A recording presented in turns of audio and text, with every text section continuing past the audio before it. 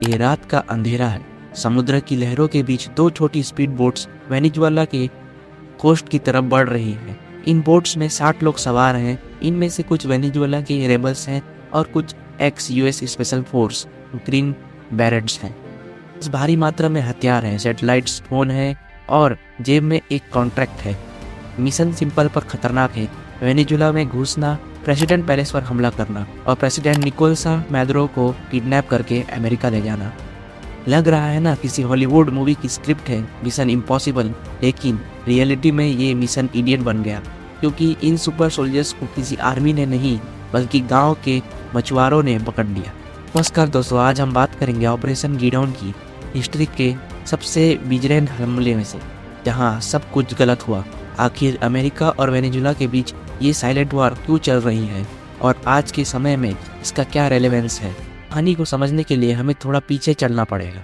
Venezuela दुनिया का सबसे बड़ा ऑयल रिजर्व मतलब तेल का भंडार रखने वाला देश है। एक ज़माने में ये साउथ अमेरिका का सबसे अमीर देश था, लेकिन आज वहाँ इन्फ्लेशन इतना ज़्यादा है कि लोग करेंसी को तोल कर खर्चा करते। अमेरिका और वेनेजुएला के रिश्ते हमेशा से खराब रहे।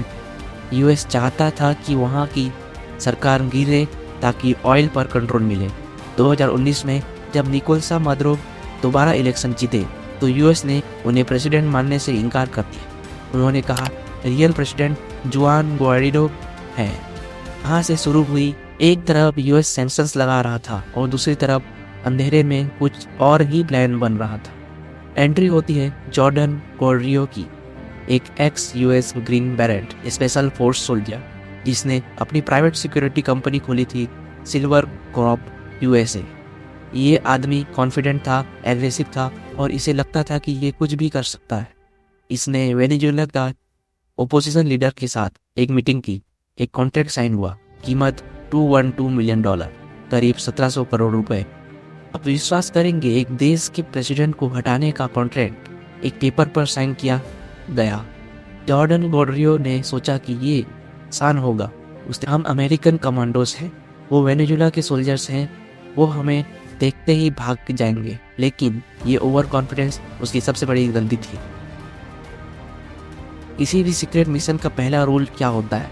किसी को मत बताओ, सीक्रेट रखो। लेकिन ऑपरेशन गिडियन में हमला करने से पहले ही सब कुछ लीक हो गया।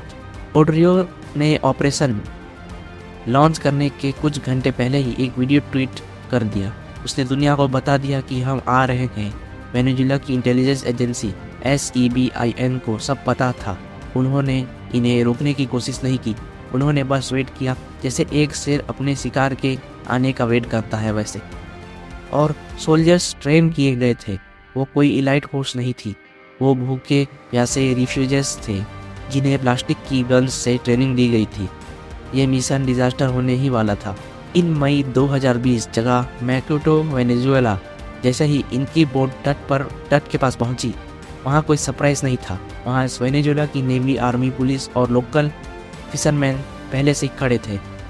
गोलियां चली, 8 लोग मर गए, बाकी सबने सरेंडर कर दिया। इनमें 2 अमेरिकन एक्स सोल्जर्स भी थे, ल्यूक डेनमैन और एरियन बेली। इस सुबह निकोलसा मैदुरो टीवी पर आए। उन्होंने हंसते हुए यूएस सिटीजन्स के ब्लू पासपोर्ट दिखाए।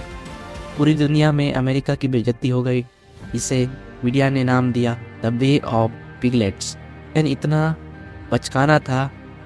डोनाल्ड ट्रंप उस वक्त के यूएस प्रेसिडेंट ने कहा अगर मैं वेनेजुएला पर हमला करता तो मैं छुप कर नहीं करता और वो लोग पकड़े नहीं जाते। सरकार ने हाथ खड़े कर लिए। वो मर्सेनेरियस अब वहाँ की जेल में सड़ रहे हैं। ये घटना हमें आज की दुनिया के बारे में एक बहुत दार्क सच्चाई बताती। आजकल वॉर सिर्फ आर्मी नहीं लड़ती, आजकल प्राइवेट कंपनीज वॉर लड़ती, चाहे वो रसिया का वैगनर ग्रुप हो या अमेरिका की सिल्वर कॉ।